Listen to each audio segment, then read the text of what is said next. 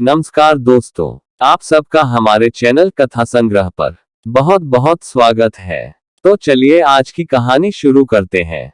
रेनू सुबह नहा धोकर रसोई की तरफ जा रही थी कि तभी पीछे से सासुमाँ बोली कि बहू खबरदार। रेनू की नई नई शादी हुई थी तो उसके हाथों की मेहंदी भी नहीं उतरी थी।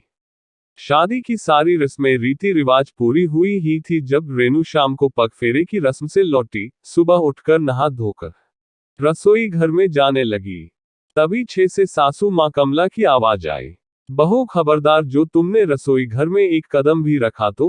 रेनू एकदम सासू माँ की आवाज सुन सहम सी गई, चुपचाप वहीं पर खड़ी रहेगा। कमला रेनू के सामने आकर खड़ी हुई और बोली, आज तुम्हारी पहली रसोई है, ऐसे ही रसोई में थोड़ी ना चली जाओगी। एक रसोई ही होती है जिससे सभी घर वालों रिश्तेदारों के दिल तक पहुंचा जा सकता है। कोई भी बात हो तो दिल से जुबान तक लाने का तरीका एक रसोईघर ही होता है, इसीलिए रुको जरा। और कमला जल्दी से जाकर पूजा की थाली लेकर आई और फिर रेनू को रसोई घर में लेकर गई। चूल्हे पर रेनू के हाथों से शुभ लिखवाया और कहा, आज कुछ मीठा बनाओ। सबसे पहले रवि को तो सबसे ज्यादा हलवा पसंद है, लेकिन तुम्हारे पापा जी को खीर पसंद है। अब तुम देख लो तुम्हें क्या बनाना है। और सासू माँ ने हलवे के लिए सूजी और घी और खीर के लिए दूध और चावल और चीनी शक्कर सब कुछ पास वाली स्लेब पर लाकर रख दिया।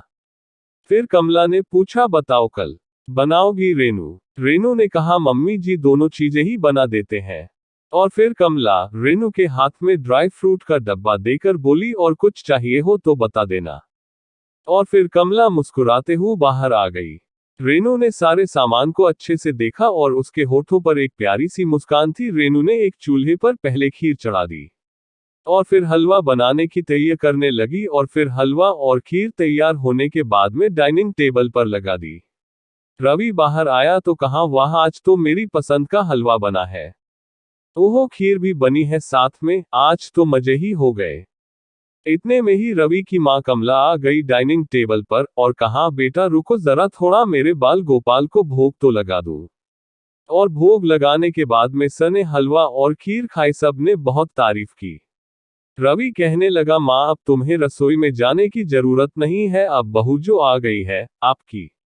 कमला ने कहा, क्यों बहू आ गई है तो क्या मैं बेड पर सोती रहूं जिससे मैं ही बीमार पड़ जाऊं? तू मेरा बेटा है क्या दुश्मन? सभी लोग तेज तेज हंसने लगे।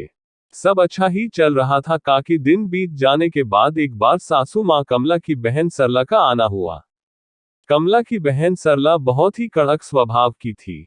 सरला अपनी बहू से अलग रहती। कुछ दिन रहने के लिए वह अपनी बहन कमला के घर आई। सरला ने देखा सास बहू तो बड़े प्यार से रहते हैं, पर जब कमला घर के काम करती, अपनी बहू की थोड़ी मदद करती, तब सरला अपनी बहन कमला को भड़काने लगती और बात बात पर कहती, तू क्यों घर का काम करती है?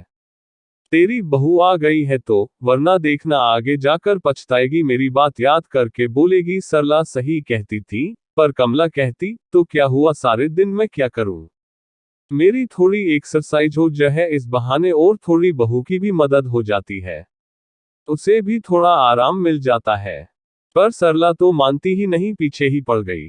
कमला के सारे दिन कोई ऐसी गलत बातें ही बोलता रहे तो कुछ तो दिमाग में उसके बैठेगा ही। सरला तो चली गई अपने घर, लेकिन कमला के मन में सरला की कुछ बातें घर कर गई।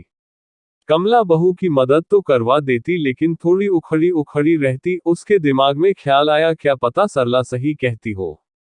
और अगले दिन कमला बेड से उठी ही नहीं। सुबह रेनू आई। पहले चाय नाश्ता और बार मम्मी जी का हालचाल जानने के लिए उनके कमरे में आती जाती रही। और फिर खाना और उनको जबरदस्ती नहा लिया और उनके कपड़े धोकर सुखाए। और फिर शाम को फिर मम्मी जी की पसंद का खाना बनाया और दिन भर बस सासू माँ के पास ही रही। अब कमला के मन से सरला की सारी बातें दूर हो गई। और फिर अगले दिन कमला से नई फुर्ती और ऊर्जा से सुबह उठी और रेनू का सारी बातें बता दी कि मेरी परेशानी की वजह यह थी, लेकिन रेनू तू तो मेरी बहू नहीं बेटी है। और रेनू को गले से लगा लिया। दोनों सास बहू फिर से माँ बेटी की तरह रहने लगे।